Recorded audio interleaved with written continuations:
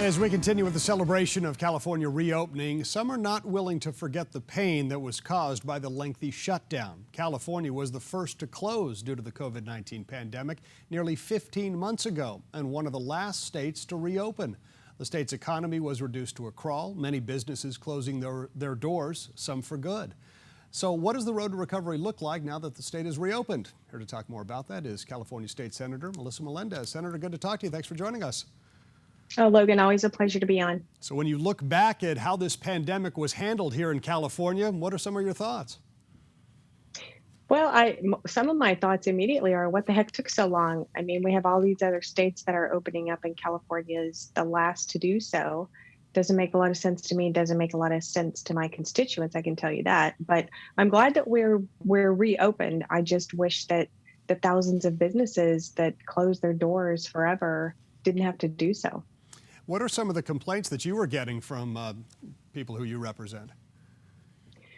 Well, I think everybody was looking around the country and saying, why are these other states, why are their kids back in school in person every day, just like normal? Why are our kids still sitting in front of a laptop computer every day on Zoom, languishing in a pseudo classroom? And I think people are wondering, well, why can't I go to the store and not wear my mask? Why can't I open my business in the manner that it was prior to COVID? I mean, I think people just felt it really took too long, and there weren't really any scientific answers given as to why we are the last ones to open. I mean, it's a big state. We're a very large economy. We have 40 million people here, and we have a lot riding on this economy. And I along with, many other Californians, were very disappointed that it took us this long to get to this point. And a lot of people are questioning, why is the governor maintaining his emergency powers even after opening the state? Yeah, I'm wondering that myself. I mean, I have tried in vain to get SCR 5 passed, which would end the state of emergency, which the legislature can do, by the way. We can do that. Either the governor can say there's an end to the state of emergency, or the legislature can do so. And I've tried to get SCR 5 passed so that we don't have this situation where the governor is calling all of the shots and the legislature refuses to pass that bill because what they're saying is, well, we need to act quickly. Well, we acted quickly last March, so I don't think the ability to act quickly is taken away just because we end the state of emergency. But I want to see the authority and the power and the accountability restored back to where it belongs, which is in the legislature, not just in the governor's office. Let's talk a little bit about the legislature passing that $260 billion unfinished spending plan. Do you have some general thoughts on it, maybe some takeaways, some highlights from it? Well, it's a budget, sort of. It's a pseudo budget. I mean, I think really it was designed to make sure that legislators continue to get paid because the voters passed Prop 25, which says we have to have that budget passed by June 15th.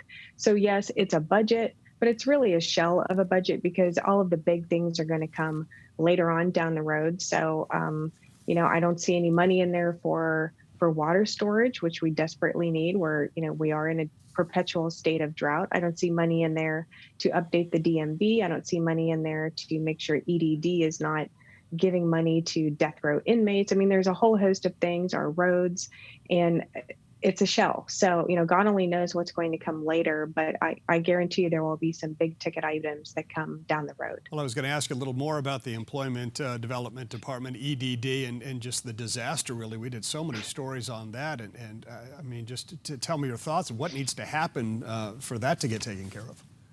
Well, just my office alone, we still have hundreds of cases that are still pending, people trying to get their money. And meanwhile, we have the governor who's doing press conferences and spinning the wheel of fortune behind him, giving away vacations and gift cards and, everything else, and the focus really should be on making sure these people who weren't able to work are getting their money.